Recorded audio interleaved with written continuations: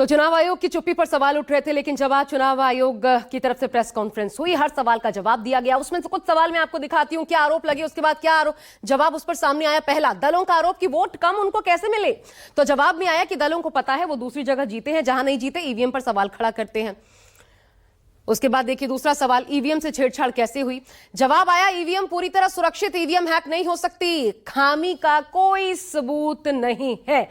यह सीधा जवाब चुनाव आयोग का। उसके बाद देखिए तीसरा सवाल, वोटर टर्नआउट में क्या फेरबदल हुआ, तो जवाब देखिए, वोटिंग खत्म होने पर पर्ची बांटी जाती है, पोलिंग स्टेशंस के अंदर जाने के बाद टाइम खत्म होने पर वोट दिया जा सकता है, और ऐसे में जाहिर सी बात है कि वो वोटर टर्नआउट बाद में बढ़ेगा। उसके बाद देखिए, वोटर लिस्ट से नाम किस आधार पर काटे गए, जवाब आया, फॉर्म 7 के बिना किसी लिस्ट से नाम नहीं कट सकता, संभव नहीं है, नाम हटाने से पहले नोटिस दिया जाता है। सभी आरोपों को सिरे से खारिज चुनाव आयोग की तरफ से किया गया, तर्कों के साथ किया गया। लेकिन ये आप भी जानते हैं, जिस तरह की राजनीति देश में इस वक्त चल रही है, उसमें जवाब ऐसे विवाद खत्म कर देंगे ये संभव लगता नहीं, ये आगे भी होगा।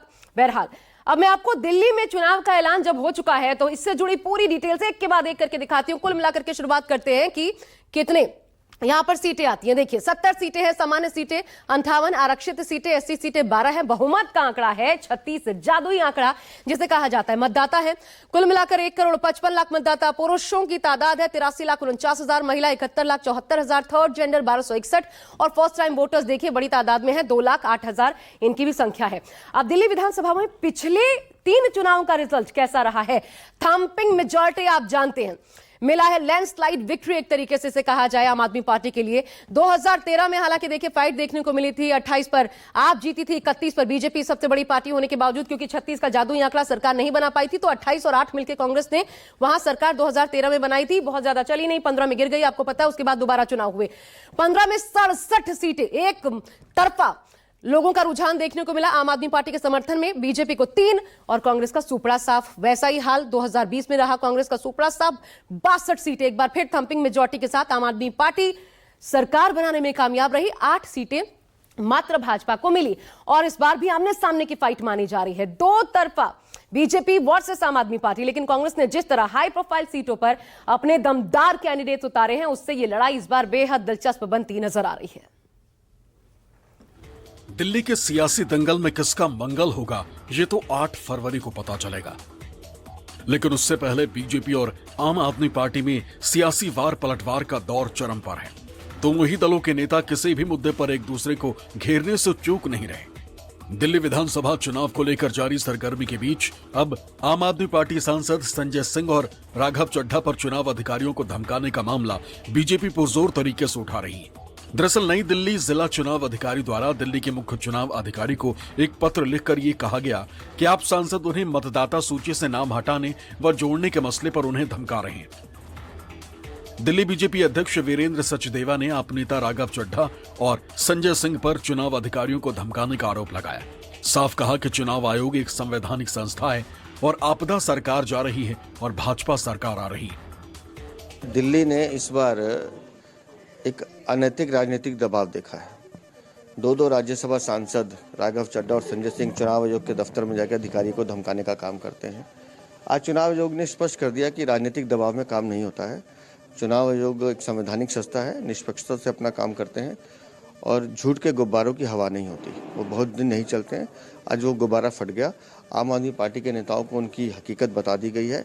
दिल्ली में 5 तारीख का दिन होगा, वो बदलाव का दिन है। दिल्ली के 1,55,24,858 मतदाता दिल्ली का भविष्य तय करेंगे कि बेहतर दिल्ली, भ्रष्टाचार मुक्त दिल्ली, सुंदर दिल्ली बनाने का काम भारतीय जनता पार्टी करेगी। और 8 को जब रिजल्ट आएगा तो आपको दिखाई देगा कि आपदा सरकार जा रही है, भाजपा सरकार आ रही है। उधर संजय सिंह ने इन आरोपों को सिरे से नकार दिया। साफ कहा कि अधिकारी के सामने अपनी समस्या रखना कौन सा गुनाह है। वो कोई लाट साहब नहीं है, उनकी जवाबदेही है हमारे प्रति। क्या चुनाव डीएम को लड़ना है या एसडीएम को लड़ना है? उनका तो काम है चुनाव की व्यवस्था को देखना ना, चुनाव में निष्पक्षता रहे इसको देखना ना। तो हम उनसे मिलेंगे नहीं, इतने बड़े लाट साहब हैं कि उनसे मैं मिल नहीं सकता। अगर चुनाव से संबंधी कोई शिकायत है तो डीएम से नहीं करेंगे। एक तरफ बीजेपी और आम आदमी पार्टी एक दूसरे पर हमलावर हैं, तो वहीं दूसरी तरफ कांग्रेस ने भी अब खुलकर बीजेपी और आप के खिलाफ मोर्चा खोल रखा है। कांग्रेस नेताओं का साफ कहना है कि दिल्ली की जनता बीजेपी आप की लड़ाई से परेशान हो चुकी और अब परिवर्तन चाहती।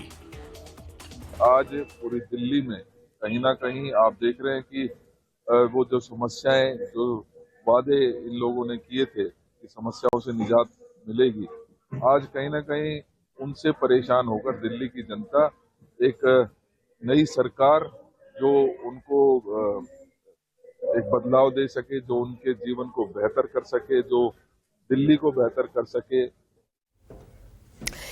तो दिल्ली में चुनाव है और जाहिर है मुद्दों पर संग्राम छिड़ा हुआ है। किन मुद्दों पर, ये कौन से मुद्दे हैं जिसके आधार पर इस बार तीनों ही पार्टियां आमने सामने है? देखिए, सबसे पहले तो आम आदमी पार्टी पर जो आरोप लगे, भ्रष्टाचार, प्रदूषण, बिजली, पानी, पेंशन, बेरोजगारी, इसके अलावा लिस्ट यहीं खत्म नहीं होती। शराब घोटाला, यमुना की सफाई, रोहिंग्या, झुग्गी झोपड़ी और सरकारी योजनाएं। और सरकारी योजनाओं को लेकर आलम यह है कि आप घिरी हुई है। आरोप है कि जो वादे करते हैं पूरे नहीं करते, खासकर महिला सम्मान के नाम पर, जिसमें लोकसभा चुनाव से पहले महिलाओं को 1000 का वादा था लेकिन दिए नहीं गए। और अब विपक्ष पूछ रहा है कि क्या हुआ तेरा वादा? 1000 तो नहीं दिए तो 2100 देंगे कैसे? अब देखिए, अब तक कितने उम्मीदवार किस पार्टी की तरफ से मैदान में उतार दिए गए हैं। इस रेस में सबसे आगे आम आदमी पार्टी, कुल मिलाकर के 4 लिस्ट अब तक सामने आ चुकी है। 70 की 70 सीटों पर कैंडिडेट्स का ऐलान हो चुका है। कांग्रेस ने 3 लिस्ट जारी की है, 48 कैंडिडेट्स का ऐलान। बीजेपी सबसे पीछे इस रेस में, मात्र एक लिस्ट सामने आई है, उसमें 29 उम्मीदवार हैं, हाई प्रोफाइल चेहरे सामने आए हैं। लेकिन और कैंडिडेट्स के ऐलान के साथ आपके चुनावी वादे भी सबसे आगे हैं। महिला, बुजुर्ग, ऑटो वालों के लिए, दलित छात्रों के लिए, यहां तक कि पुजारी ग्रंथियों को भी 18,000 का ऐलान आम आदमी पार्टी कर चुकी है। जबकि कांग्रेस ने अभी मात्र महिलाओं के लिए 2500 के महिला सम्मान का ऐलान किया है। जबकि बीजेपी इस चुनावी ऐलान में अभी रेस में सबसे पीछे है। लेकिन ये मानकर चलिए कि पिछले 2 चुनाव जो आम आदमी पार्टी के लिए वॉक ओवर के समान थे, इस बार न तो वो स्थिति है न माहौल। आप तगड़ी फाइट में फंसती नजर आ रही है और इसलिए दिल्ली का चुनाव दिलचस्प है। एक छोटा सा ब्रेक ले रहे हैं, देखते रहिए न्यूज़ 24।